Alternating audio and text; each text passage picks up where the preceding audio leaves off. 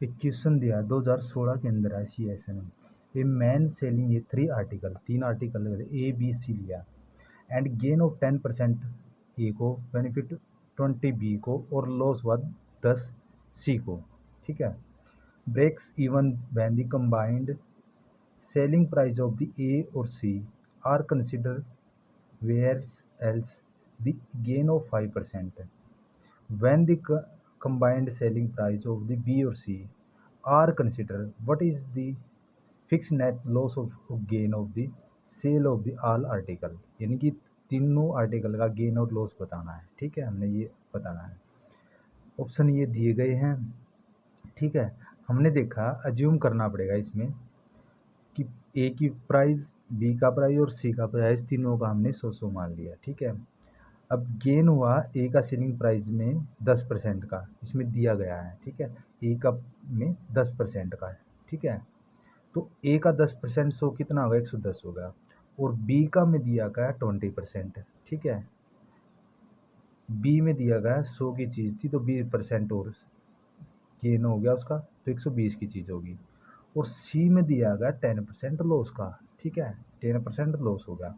सी में 100 की चीज़ थी, 10% लॉस कर दिया तो 90 की चीज़ आएगी। ठीक है, ये हो गया। अब हमने देखा है कि नेट सेलिंग प्राइस ए और सी का कितना होगा।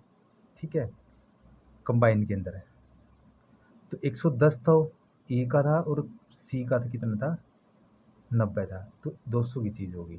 ठीक है, और इसकी कॉस्ट कितनी, बी और सी की कितनी थी, ये ए और सी की कितनी थी, 100 थी तो 200 की, तो ये प्रूव होगा। ठीक है, इसमें कैसे पता लगा, हमने इसमें बोल रखा है। ठीक है, ये रहा, breaks the even the combine of selling price of the A और सी कंसिडर, हमने ए और सी का कंसिडर कर दिया, ये रहा।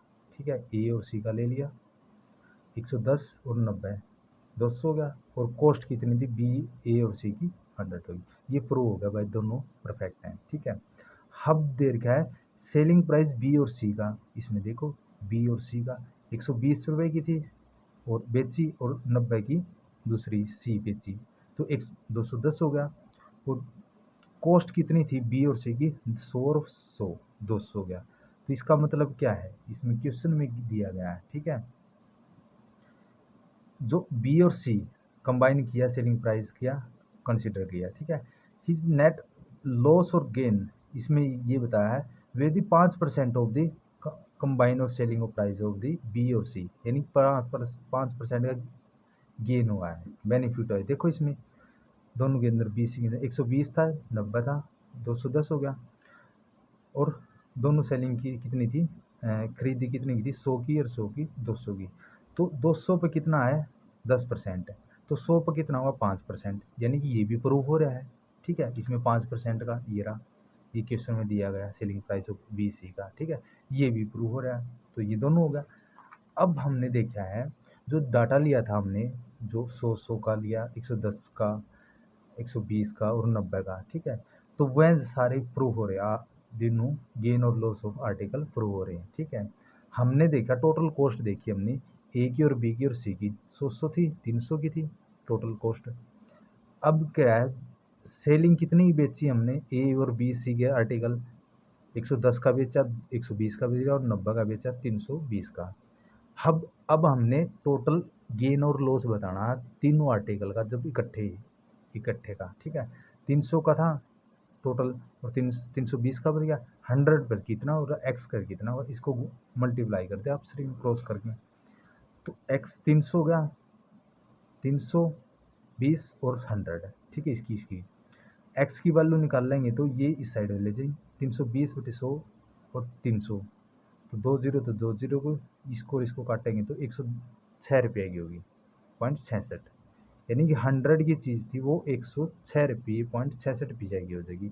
ठीक है, तो एक्स की वैल्यू कितनी आएगी, ये आएगी थी, हमने टोटल कितना कॉस्ट है, 100 की चीज़ ली थी तो 6.66 गेन हो गया। ठीक है, 100 की चीज़ पे 106 रुपये 66 पैसे गेन हो गया। ठीक है, तो सेलिंग प्राइस कितना है, 166 रुपये, 106 रुपये 66 रुपये, और गेन हुआ 6.66। तो इसमें क्वेश्चन में दिए गए हैं, देखो कौन सा है।